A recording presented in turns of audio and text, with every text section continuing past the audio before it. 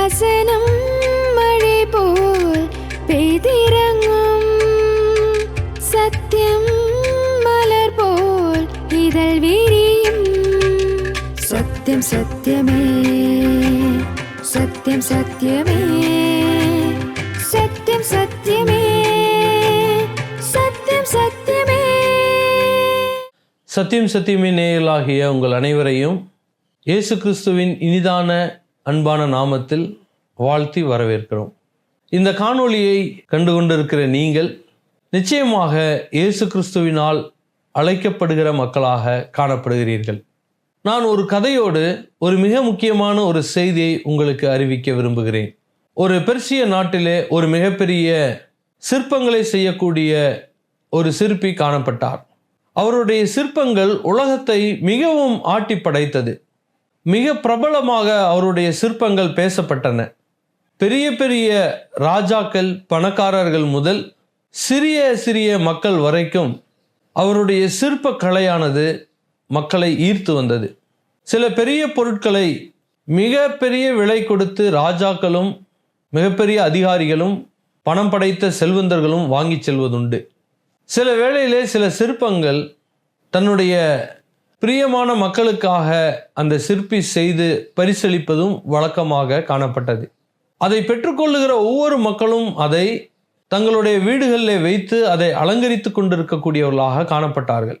இந்த சிற்பங்கள் அவருடைய கைகளாலே எங்களுக்கு செய்து கொடுக்கப்பட்டது என்று ஸ்லாகித்து பேசக்கூடிய மக்கள் அதிகமான பேர். இந்த சிற்பியினுடைய சிற்ப கலையை காண்பதற்கென்றே சில பெரிய பேரரசர்கள் அவருடைய சிற்ப கூடத்திற்கு முன்பாக காத்திருந்து சிற்பங்களை பெற்றுக்கொண்டு செல்வதும் வழக்கமாக வாடிக்கையாக காணப்பட்டது. இந்த சிற்பிக்கு பணமும் புகழும் மிகவும் கொட்டி கொட்டி கிடந்தன. அவர் போதும் என்று சொல்லக்கூடிய அளவிற்கு எல்லாம் அவருக்கு கிடைத்தது. அவர் நினைத்தால் அந்த ராஜ்யத்திலே, அந்த தேசத்திலே எதை வேண்டும் என்றாலும் செய்ய முடியும் என்ற ஒரு மிகப்பெரிய ஒரு அந்தஸ்தும் அவருக்கு நாளடைவிலே வந்து சேர்ந்தது. ஒரு நாள் சிற்பி மிகவும் அழகாக ஒரு வடிவமைத்து மிக நேர்த்தியாக எந்த விதமான பழுதும் இல்லாமல் ஒரே கல்லிலே ஒரு சிலை செய்ய வேண்டும் என்று சொல்லி, ஒரு தகப்பன் தன்னுடைய பிள்ளையை தாங்குவதைப் போல இருக்கக்கூடிய ஒரு சிற்பத்தை அவர் வடிவமைத்தார். மிகவும் அவருடைய வாழ்க்கையிலே நான் சிரமப்பட்டு நான் மிகவும் நேசிக்கிற என்னுடைய சிற்பத்தினுடைய உச்சகட்டம் இது என்று ஸ்லாகித்து அந்த சிற்பியே சொல்லக்கூடிய அளவிற்கு அதை செய்ய வேண்டும் என்று சொல்லி ஒவ்வொரு நாளும் பார்த்து பார்த்து அந்த சிற்பத்தை வடிவமைத்தார். ஒவ்வொரு நாள் காலையில் எழும்பொழுதும் புதிய புதிய சிந்தனைகளோடு அந்த சிற்பத்தை அவர் வடிவமைத்து கொண்டிருந்தார். இறுதியாக அந்த சிற்பத்தை அவர் வடிவமைத்து முடித்தார். அந்த சிற்பம் ஒரு மிக அழகிய பளிங்கு கற்களால் செய்யப்பட்டது. அதுவும் ஒரே கல்லினால் செய்யப்பட்டதாக காணப்பட்டது. அவர் இதற்கென்று எந்த விதமான பிரத்யேகமான இயந்திரங்களையும் உபயோகப்படுத்தவில்லை. தன்னுடைய கையினாலும் தன்னுடைய கையிலே இருந்த உளியாலும் மட்டுமே அதை செதுக்கினார். அது தொடுவதற்கு மிகவும் மென்மையாகவும் காணப்பட்டது. அதை தொடும் பொழுது அநேகர் இது கல் என்றே உணர முடியவில்லை என்று சொல்லி ஸ்லாகித்து கொண்ட மக்களும் அநேகர். அது பார்ப்பதற்கு ஒரு தந்தை தன்னுடைய மகனை எவ்வளவாக நேசிக்கிறான் என்பதை வெளிப்படுத்தும் வண்ணமாக அந்த சிற்ப கலையானது காணப்பட்டது. குடும்பத்தை நேசிக்கிற ஒவ்வொரு நபர்களும் இது தங்களுக்கு இப்படி ஒன்று கிடைத்தால் நன்றாக இருக்குமே என்று விரும்பின மக்களும் ஏராளம். இந்த சிற்பத்தை அவர் முடிக்கும் பொழுது யாருக்கு இதை பரிசளிக்கப் போகிறார், யார் இதை பெற்றுக்கொள்வார்கள் என்ற எண்ணம் எல்லாம் அவருடைய கலைக்கூடத்திற்கு வந்து செல்கிற மக்களுக்கு எண்ணம் தோன்றினது. அதற்கான விலையை ஒவ்வொரு மக்களும் கேட்டுக்கொண்டே இருந்தார்கள். ஆனால் அந்த விலையை அந்த சிற்பி சொல்லவே இல்லை. அது விற்பனைக்கு அல்ல என்று சொல்லி அவர் வைத்திருந்தார். அப்படியாக அந்த சிலை முழுவதுமாக வடிவமைக்கப்பட்டு அது நேர்த்தியாக வந்த அந்த காலகட்டத்திலே ஒரு நாள் தற்செயலாக அவருடைய கூடத்திற்கு அவருடைய சிற்பத்தை வாங்க வந்த ஒரு மனிதன் தவறுதலாக அந்த அழகிய அந்த சிற்பத்தை தட்டி விடுகிறார். அது எதிர்பாராத விதமாக கீழே விழுந்து அது நொறுங்கி போனது. இந்த மனிதனுக்கு மிகப்பெரிய பதட்டம். என்ன சொல்வார் என்று சொல்லி அவர் பார்த்து கொண்டிருந்தார். அது என்ன விலையானாலும் கொடுத்து விடலாம் என்று சொல்லி நினைத்தார். ஆனால் அந்த சிற்பி எந்த விதமான உணர்ச்சியையும் அந்த நேரத்திலே வெளிப்படுத்தவில்லை. எல்லாரும் அந்த கூடத்தை விட்டு வெளியே சென்று விட்டார்கள். கடைசியிலே அந்த சிற்பி உடைந்த ஒவ்வொரு கற்களையும், அது சிறிதானாலும் பெரிதானும், கவனமாக அதை திரும்ப சேகரிக்க ஆரம்பித்தார். அது எந்தெந்த மூளை முடுக்குகளுக்கெல்லாம் உடைந்து சிதறி கிடந்ததோ அங்கெல்லாம் தேடி தேடி அந்த துகள்களை கூட விடாமல் அவர் பொறுக்கி எடுத்தார். அவர் எடுத்ததற்கு பின்பாக என்ன செய்ய போகிறார் என்று சொல்லி அநேகருக்கு மிகப்பெரிய குழப்பம், வருத்தம். அந்த தட்டிவிட்ட அந்த மனிதனை அநேகர் திட்டி தீர்த்தார்கள். ஆனால் இந்த சிற்பி ஒரு இரவு முழுவதும் அந்த கூடத்தை விட்டு வெளியே வரவில்லை. அது ஒரு இரவாயிற்று, அடுத்த நாள் பகலாயிற்று, அடுத்த நாள் இரவாயிற்று. இப்படியாக 2 நாள் கழிந்தது. 2வது நாளுக்கு பின்பாக அந்த சிற்ப கலைக்கூடத்தை திறக்கும் பொழுது மக்களுக்கு மிகப்பெரிய ஆச்சரியம். என்னவென்றால், அந்த உடைந்து போன ஒவ்வொரு கற்களும் ஒவ்வொரு துகள்களையும் சேர்த்து அது ஒன்றோடு ஒன்று இணைக்கப்பட ஒட்டப்படுவதற்காக இந்த சிற்பி தங்கத்தை, வெள்ளியை, மிகப்பெரிய விலை உயர்ந்த பொருட்களை எல்லாம் உருக்கி அது ஒன்றோடு ஒன்று சேரும்படியாக அதை உருக்கி அந்த இடத்திலே ஊற்றி இந்த கற்களை, சிதைந்து போன இந்த துகள்களை எல்லாம் ஒன்றொன்றாக அவர் ஒட்டினார். அதனுடைய விளைவு என்னவாக இருந்தது என்றால், அந்த சிற்பத்தை இப்பொழுது பார்க்கும் பொழுது ஒவ்வொரு கற்களுக்கு இடையிலும் தங்கமானது உருக்கி ஊத்தப்பட்டிருந்தபடியால் அது இன்னும் அதிக ஜொலிப்போடு ஜொலித்தன. சில இடங்களிலே வெள்ளி, சில இடங்களிலே தங்கம், இப்படியான அந்த உலோகங்களுடைய நிறங்கள் அந்த சிற்பத்தை இன்னும் மேன்மேலும் அதிக அழகாக்கி நிற்பதை அவர்கள் காண முடிந்தது. பிரியமானவர்களே, நம்முடைய வாழ்க்கையும் கூட அப்படித்தான். நம்முடைய வாழ்க்கை சில நேரங்களிலே சிதைந்து போய் இருக்கிறது. பல்வேறு விதமான பிரச்சனைகளால் உடைந்து போய் இருக்கிறது. குடும்ப பிரச்சனைகளால் உடைந்து போய் இருக்கிறது. படிப்புகளால் பிரச்சனை மக்கள் சந்தித்து கொண்டிருக்கிறார்கள். பணப்பிரச்சனை உண்டு, உறவுகளுக்கிடையான பிரச்சனை. இந்த பிரச்சனைகள் மத்தியிலே மனிதன் என்ன செய்வதென்று அறியாமல் திகைத்து நிற்கும் பொழுது, இந்த சிற்பியை போன்று நம்முடைய வாழ்க்கையை உண்டாக்கின இறைவனாகிய இயேசு கிறிஸ்து அவர் அழகுபடுத்தும்படியாக அவர் காத்து கொண்டிருக்கிறார். பிரியமானவர்களே, உங்களுடைய வாழ்க்கை எப்படியாக உடைக்கப்பட்டிருந்தாலும் அவருடைய கைகளிலே அந்த வாழ்க்கையை நீங்கள் கொடுப்பீர்கள் என்றால் அதை இன்னும் மென்மேலும் அழகாக்கி கொடுப்பதற்கு தேவனால் முடியும். அது சிறியதானாலும் பெரியதானாலும் சேர்க்கக்கூடிய வல்லமை இயேசு கிறிஸ்துவுக்கு உண்டு என்று வேதாகமம் சொல்லுகிறது. பிரியமானவர்களே, வருத்தப்பட்டு பாரம் சுமக்கிறவர்களே, நீங்கள் எல்லாரும் என்னிடத்தில் வாருங்கள், நான் உங்களுக்கு இளைப்பாறுதல் தருவேன் என்று அவர் சொல்லுகிறார். உங்களுடைய வாழ்க்கை வருத்தத்தினாலும் பாரத்தினாலும் உடைந்து போயிருக்கிறதா? கவலைப்பட வேண்டியதில்லை. நீங்கள் இயேசு கிறிஸ்துவிடத்தில் கொடுங்கள். அவர் அதை மென்மேலும் அழகான ஒரு வாழ்க்கையாக அவர் மாற்றித்தர வல்லமையுள்ளவராக இருக்கிறார். உடைந்து போன உங்களுடைய குடும்பத்தை, உடைந்து போன உங்களுடைய வாழ்க்கையை, உடைந்து போன உங்களுடைய நம்பிக்கையை, உடைந்து போன உங்களுடைய எதிர்காலத்தை, உடைந்து போன உங்களுடைய ஆரோக்கியத்தை, உடைந்து போன உங்களால் முடியாத எல்லா காரியத்தையும் இயேசு கிறிஸ்து கரத்திலே நீங்கள் கொடுக்க வேண்டியது அவசியம். முதலாவது உங்களை நீங்கள் கொடுக்க வேண்டியது அவசியமாக இருக்கிறது. இயேசுவே, நான் ஒரு பாவியான மனுஷன், என்னுடைய பாவத்தை மன்னியும் என்று சொல்லி நீங்கள் இயேசு கிறிஸ்துவிடத்திலே உங்களுடைய பாவத்தை நீங்கள் அறிக்கையிடுவீர்கள் என்றால், எனக்காக வேண்டி இந்த உலகத்திலே நீர் பரிசுத்தராக வந்தீர், நான் சாக வேண்டிய இடத்திலே எனக்கு பதிலாக நீர் செத்தீர், இயேசுவே என்னுடைய வாழ்க்கையை மாற்றித்தாரும் என்று நீங்கள் சொல்லும் பொழுது உங்களுடைய வாழ்க்கையை நம்பிக்கையுள்ள ஒரு வாழ்க்கையாக, ஒரு அழகான வாழ்க்கையாக மாற்றித்தர அவர் வல்லமையுள்ளவராக இருக்கிறார். வேதாகமத்திலே இப்படியாக ஒரு வசனம் இருக்கிறது: ஆதலால் இக்காலத்து பாடுகள் இனி நம்மிடத்தில் வெளிப்படும் மகிமைக்கு ஒப்பிடத்தக்கவைகள் அல்லவென்று எண்ணுகிறேன். அதாவது, இந்த உலகத்திலே வாழக்கூடிய வாழ்க்கையில வரக்கூடிய பிரச்சனைகள் எதிர்கால காரியங்களுக்கு ஒப்பிட்டு பேசக்கூடிய அளவிற்கு இல்லை என்று சொல்லி இங்கே வாசிக்கிறோம். யாரெல்லாம் இயேசு கிறிஸ்துவுடைய கரத்திலே உங்களுடைய வாழ்க்கையை கொடுத்திருக்கிறீர்களோ உங்களுக்கு மகிமையான எதிர்காலம் உண்டு. உங்களுடைய வாழ்க்கை 60 வயதை கடந்திருக்கலாம், உங்களுடைய வாழ்க்கை 40 கடந்திருக்கலாம். நீங்கள் இயேசு கிறிஸ்துவிடத்தில் உங்களுடைய வாழ்க்கையை கொடுத்தால் உங்களுக்கு நல்ல எதிர்காலம் உண்டு. இந்த உலகத்தில் மட்டுமல்ல, இந்த உலகத்திற்கு பின்பாக ஒவ்வொரு மனிதனுக்கும் வாழ்க்கை உண்டு. பிரியமானவர்களே, மனிதன் இந்த உலகத்தில் வாழக்கூடியது மட்டும்தான் வாழ்க்கை என்று எண்ணிக்கொண்டிருக்கிறான்.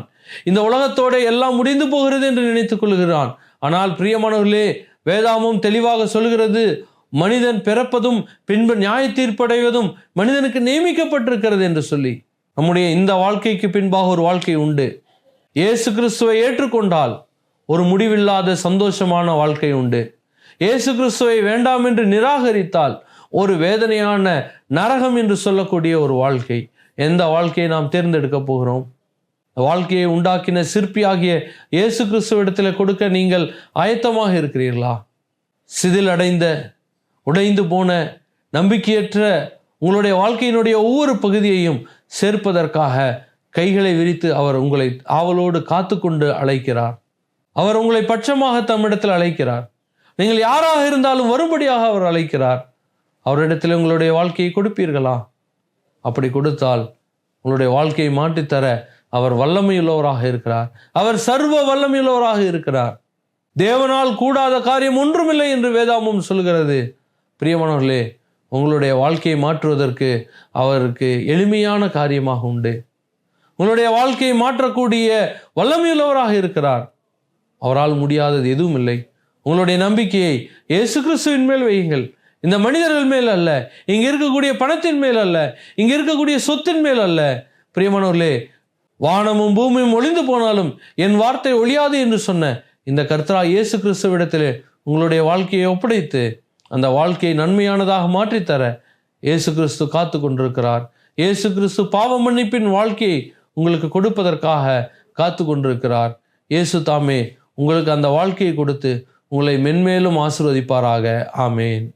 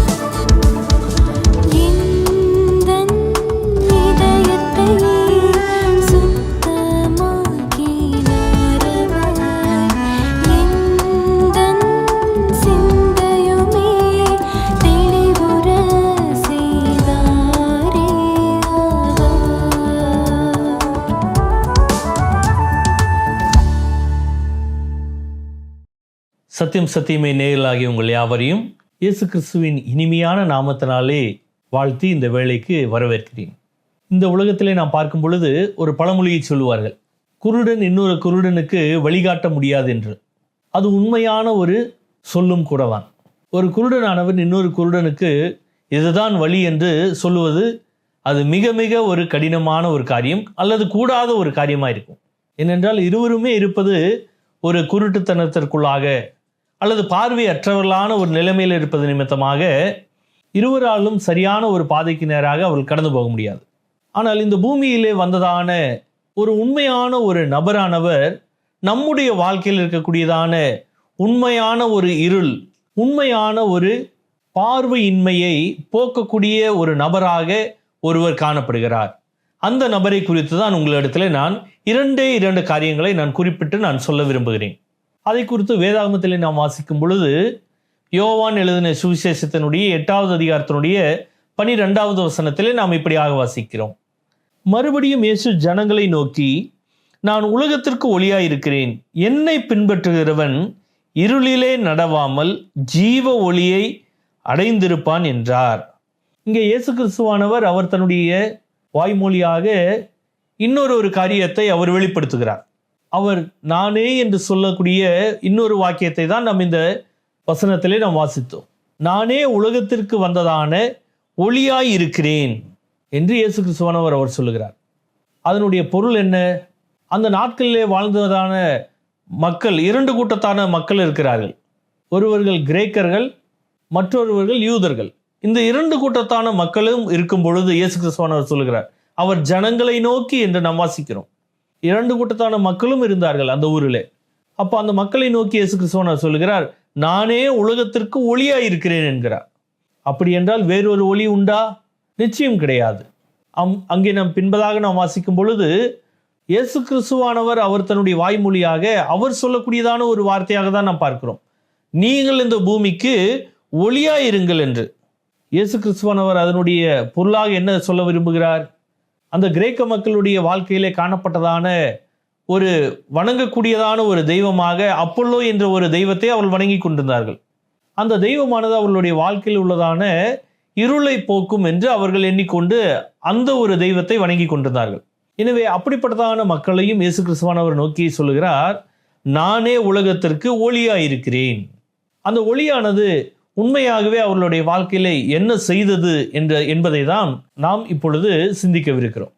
முதலாவதாக இந்த இயேசு கிறிஸ்துவாகிய ஒளியானவர் அவர் உங்களுடைய வாழ்க்கையிலும் என்னுடைய வாழ்க்கையிலும் அவர் என்ன செய்வதற்காக இந்த பூமியிலே வந்தார்? நாம் வேதத்தில் வாசிக்கும் பொழுது சங்கீதம் என்ற புஸ்தகத்தில் நாம் வாசிக்கிறோம், அவருடைய ஒளியானது நம்மை இன்னும் அதிகமாக ஒளிரூட்டும்படியாக செய்கிறது என்று வாசிக்கிறோம். சங்கீதத்தினுடைய 27வது சங்கீதத்தினுடைய 1வது வசனத்தில் வாசிக்கிறோம், தேவன் என்னுடைய வெளிச்சமாய் இருக்கிறார், தேவன் என்னுடைய ஒளியாய் இருக்கிறார் என்று அவர் சொல்கிறார். இன்னும் நாம் சங்கீதத்தில் நாம் வாசிக்கும் பொழுது 119வது சங்கீதத்தினுடைய 105வது வசனத்தில் வாசிக்கும் பொழுது, அவருடைய வசனம் என்னுடைய கால்களுக்கு தீபமும் என்னுடைய பாதைக்கு வெளிச்சமுமாய் இருக்கிறது. எனவே இயேசு கிறிஸ்துவானவர் இந்த பூமிக்கு வந்ததற்கான ஒரு நோக்கம் என்ன என்றால், இந்த வேத வசனம் அல்லது இந்த தேவனுடைய வார்த்தைகளானது என்ன சொல்லுகிறது என்பதை நாம் புரிந்து கொள்ளும்படியாக இயேசு கிறிஸ்துவானவர் செய்யக்கூடியவராக இருக்கிறார். அதுதான் அந்த ஒளியினுடைய ஒரு முக்கியமான ஒரு வேலை. இந்த வேத புத்தகமானது என்ன சொல்லுகிறது, அதை நாம் எப்படியாக புரிந்து கொள்ள வேண்டும்? இந்த வேதமானது யாரை குறித்து பேசுகிறது, யாருக்கு பேசப்படுகிறது, எதற்காக பேசப்படுகிறது, எதற்காக இது எழுதி கொடுக்கப்பட்டிருக்கிறது என்பதை எல்லாம் தெளிவாக நாம் புரிந்து கொள்வதற்கு இயேசு கிறிஸ்துவானவர் அவர் ஒளியாக இருக்கிறார் என்று சொல்லுகிறார். அவர் நம்முடைய உள்ளத்தினுடைய கண்களை அவர் திறக்கக்கூடியவராய் இருக்கிறார். நம்முடைய மனக்கண்களை அவர் இன்னும் அதிகமாக ஒளிரும்படியாக செய்யக்கூடியவராய் இருக்கிறார் என்று அங்கே நாம் வாசிக்கிறோம். அப்படியானால் இந்த வேத புஸ்தகமானது எதை குறிக்கக்கூடியதா இருக்கிறது, எதை சொல்லக்கூடியதா இருக்கிறது? இயேசு கிறிஸ்துவானவர் சொல்லுகிறார் தன்னுடைய வாய்மொழியாக, வேதத்தினுடைய எல்லா வசனங்களும் அது என்னை குறித்து பேசுகிறது என்று இயேசு கிறிஸ்துவானவர் சொல்லுகிறார். அப்படி என்றால் இயேசு கிறிஸ்து என்ற ஒரு நபரை மையமாக வைத்து எழுதப்பட்டதான ஒரு புஸ்தகமாக இது காணப்படுகிறது. இது ஒரே நபரால் எழுதப்பட்ட புஸ்தகம் கிடையாது. அதே நேரத்திலே ஒரே சமயத்தில் உட்கார்ந்து எழுதப்பட்ட புஸ்தகமும் கிடையாது. பல்லாயிரம் வருடங்களாக இது எழுதப்பட்டது. ஏறக்குறைய 2000 வருடங்களாக 40ற்கும் அதிகமான மக்கள் அவர்கள் எழுதினார்கள். அப்படி என்றால் 2000 வருடங்களுக்கு முன்பதாக எழுதினவருடைய மைய நோக்கமும் பின்பதாக 2000 வருடங்களுக்கு பின்பதாக எழுதினவருடைய மைய நோக்கமும் எப்படியாக ஒன்றாக இருக்க முடியும்? அதை இயேசு கிறிஸ்து என்ற ஒரு நபருக்குள்ளாக இருக்கிறது நிமித்தமாக இந்த வேத புஸ்தகமானது ஒரே மையப்புள்ளிக்குள்ளாக அது இயங்கக்கூடியதாக இருக்கிறது. அது என்ன அந்த மையப்புள்ளி? இயேசு கிறிஸ்துவானவராக இருக்கிறார். இயேசு கிறிஸ்துவானவர் அவர் இந்த பூமியிலே வந்து மனிதனுடைய வாழ்க்கையிலே உண்மையாக இந்த வேதமானது சொல்லக்கூடியதான அந்த இயேசுவானவரையே அது வெளிக்காண்பிக்கக்கூடியதாக இருக்கிறது. அல்லது அந்த தேவனை வெளிக்காண்பிக்கக்கூடியவராக இயேசு காணப்படுகிறார். நாம் யோவான் சுவிசேஷத்தினுடைய 3வது அதிகாரத்தினுடைய 16வது வசனத்தில் வாசிக்கிறோம், தேவன் தம்முடைய ஒரே பேரான குமாரனை இயேசுவை இந்த பூமிக்கு அனுப்பினார். எதற்காக அனுப்பினார்? தேவன் நம்மேல் வைத்த அன்பை விளங்கும்படியாக. பிதாவாகிய தேவனானவர் உங்கள் மேலும் என் மேலும் அவர் எவ்வளவு அதிகமாக அன்பு வைத்தார் என்பதை காண்பிக்கும்படியாக இயேசு கிறிஸ்துவானவரை இந்த பூமிக்கு அவர் அனுப்பி கொடுத்தார். தேவனானவர் இந்த பூமியிலே வந்ததற்கான ஒரு நோக்கம் அதுவாக தான் இருக்கிறது. தான் எவ்வளவாக உங்களை நேசிக்கிறேன், நான் எவ்வளவாக உங்கள் மேல் அன்புள்ளவனாய் இருக்கிறேன், நான் எவ்வளவாக உங்கள் மேல் கரிசனையுள்ளவராய் இருக்கிறேன் என்று தேவன் காண்பிக்கும்படியாக இயேசு கிறிஸ்துவானவரை இந்த பூமிக்கு அனுப்பி கொடுத்து அவரை அந்த சிலுவையிலே உங்களுக்காக எனக்கு பதிலாகவும் அவர் மரிக்கும்படியாக செய்திருக்கிறார். நியாயமாக அந்த சிலுவையிலே மரிக்க வேண்டிய நபர்கள் யார் என்றால் நீங்களும் நானாக தான் காணப்பட்டிருக்க வேண்டும். காரணம், இந்த பூமியிலே தவறு இழைத்தவர்களும் பிழை செய்தவர்களும் பாவம் செய்த மக்களாக நாம் காணப்படுகிறோம். வேதம் தெளிவாக சொல்லுகிறது. இந்த கிறிஸ்தவ வேதம் மட்டும் இல்லை, நீங்கள் வேறு எந்த வேதத்தை எடுத்தாலும் மனுஷன் பாவியாக இருக்கிறான் என்றுதான் சொல்லக்கூடியது இருக்கு. மனுஷன் பாவியாக இருக்கிறான், அவனுடைய வாழ்க்கையில பாவமானது ஊடுருவி இருக்கிறது. பிறப்பிலிருந்தே மனிதனுக்கு பாவமானது காணப்படுகிறது. அப்படி என்றால் அந்த பாவத்தை போக்கக்கூடியதான உண்மையான ஒரு நபரானது அவசியமாக இருக்கிறார். அந்த நபராக இயேசு கிறிஸ்துவானவர் இந்த பூமிக்கு வந்து அவர் இந்த பூமியிலே உங்களுக்கு பதிலாகவும் எனக்கு பதிலாகவும் மரித்தார் என்பதை தான் இந்த வேதம் நமக்கு சொல்லக்கூடியதா இருக்கிறது. எனவே அந்த சத்தியங்களை நாம் புரிந்து கொள்ள செய்யும்படியாக இயேசு கிறிஸ்துவானவர் நானே ஒளியாயிருக்கிறேன் என்கிறார். நானே உங்களுக்கு இந்த சத்தியங்களை விளங்க செய்யக்கூடியவராக இருக்கிறேன், நானே உங்களுடைய வாழ்க்கையிலே உண்மையான அந்த மனக்கண்களை திறக்கக்கூடியதான தேவனாய் இருக்கிறேன் என்று இயேசு கிறிஸ்துவானவர் சொல்லுகிறார். இரண்டாவதாக நாம் பார்க்கும் பொழுது இயேசு கிறிஸ்துவானவர் இங்கே ஒளியா இருக்கிறேன் என்று சொல்லும் பொழுது இன்னொரு காரியங்களும் பின்னாக அவர் சொல்கிறார். என்னை பின்பற்றுகிறவன் இருளிலே நடவாமல் ஜீவ ஒளியை அடைந்திருப்பான் என்றார். இங்கே நாம் வாசிக்கிறோம். இது ஒரு மிக பிரதான ஒரு ஆசீர்வாதமாகவும் நம்முடைய வாழ்க்கையிலே நாம் பார்க்க முடியும். இங்கே இயேசு கிறிஸ்துவானவர் சொல்லுகிறார், என்னை பின்பற்றுகிறவன் இருளிலே நடவாமல் ஜீவ ஒளியை அடைந்திருப்பான். அதனுடைய பொருள் என்ன? அதனுடைய அர்த்தம் என்ன? இயேசு கிறிஸ்துவானவரை யாரெல்லாம் விசுவாசிக்கிறார்களோ, இயேசு கிறிஸ்துவானவரை யாரெல்லாம் உண்மையான தேவனாக உண்மையாகவே அவர்களுடைய வாழ்க்கையிலே அவர்களுடைய பாவத்தை மன்னிக்க வந்ததான இதோ ஒரு கடவுளாக யாரெல்லாம் நம்புகிறார்களோ, உள்ளத்தினுடைய ஆழத்தில் விசுவாசிக்கிறார்களோ, அவர்கள் எல்லோரும் இருளிலே நடவாமல் ஜீவ ஒளியை அடைந்திருப்பார்கள். அந்த ஜீவ ஒளி என்பது எது? அல்லது அந்த ஜீவ ஒளியினுடைய தன்மைகள் என்ன என்று பார்க்கும் பொழுது, அந்த ஜீவ ஒளி என்று சொல்லும் பொழுது அந்த ஒளிக்குள்ளாக ஒரு ஜீவன் காணப்படுகிறது. அந்த ஜீவனானது அழியாமையுள்ள ஒரு ஜீவனாய் காணப்படுகிறது. அதற்கு முடிவே இல்லாத ஒரு ஜீவன் காணப்படுகிறது. அப்படிப்பட்டதான ஒரு ஒளியை அடைந்திருப்பான். யார் அடைந்திருப்பார்கள்? இயேசுவாகி அவரை விசுவாசிக்கிறவர்கள் அடைந்திருப்பார்கள். அது மட்டுமல்ல, இயேசுவை விசுவாசிக்கக்கூடியவர்கள் அவர்கள் இருளிலே நடவாமல் என்று அங்கே சொல்லப்படுகிறது. அதனுடைய பொருள் என்னவென்றால், மனுஷன் தன்னுடைய வாழ்க்கையிலே அவன் தேவனை விட்டு விலகி போனது நிமித்தமாக மனுஷன் தேவன் தந்ததான கட்டளைகளை பின்பற்றாமல், தேவன் விரும்பினவைகளை செய்யாமல், தேவனுக்கு விரும்பாத காரியங்களையே அவன் செய்து கொண்டிருந்தான். அது நிமித்தமாக மனுஷன் தன்னுடைய வாழ்க்கையிலே அவனுடைய இருதயத்திற்குள்ளாக அவனுடைய உள்ளான மனுஷனுக்குள்ளாக ஒரு இருளானது காணப்பட்டது. அது என்ன இருள் என்றால் பாவ இருளாக இருக்கிறது. அந்த பாவ இருளை போக்குவதற்காக வந்ததான ஒரே ஒரு நபராக இருக்கிறவர் யார் என்றால் அது இயேசுவாக மட்டுமே இருக்கிறார். அந்த இயேசுவை விசுவாசிக்கக்கூடியவர்கள் அவர்கள் இருளிலே நடவாமல் ஒளியிலே நடக்கக்கூடியவர்களாக இருப்பார்கள். அந்த இயேசுவை விசுவாசிக்கக்கூடியவர்கள் அவர்களுடைய வாழ்க்கையிலே ஒரு நித்தியமான ஒரு ஜீவனை அடையக்கூடியவர்களாக, நித்தியமான ஒரு ஒளியை அடைந்திருக்கக்கூடியவர்களாக காணப்படுவார்கள். எனவே இந்த வேளையிலே இந்த செய்திகளை கவனித்துக் கொண்டிருக்கூடிய உங்களுக்கு இந்த ஒரு நல்ல செய்தியானது காத்திருக்கிறது. இயேசுவாகிய அவரை நீங்கள் விசுவாசிப்பீர்களானால் நிச்சயமாகவே உங்களுடைய வாழ்க்கையிலே இந்த 2 விதமான ஆசீர்வாதங்களும் கிடைக்கும். முதலாவது ஆசீர்வாதமானது என்ன? இயேசு இந்த வார்த்தையை நமக்கு விளங்கும்படியாக செய்கிறார். இந்த வசனங்களை நமக்கு புரிந்து கொள்ளும்படியாக இயேசு கிறிஸ்துவானவர் நம்முடைய அகக்கண்களை, மனக்கண்களை அவர் திறக்கக்கூடியவராக இருக்கிறார். அந்த மனக்கண்ணை திறப்பது நிமித்தமாக நம்முடைய வாழ்க்கையிலே இந்த வேத புஸ்தகமானது நம்முடைய இன்னும் அதிகமாக சரியான பாதையிலே வழிநடத்தக்கூடியதாக இருக்கும்.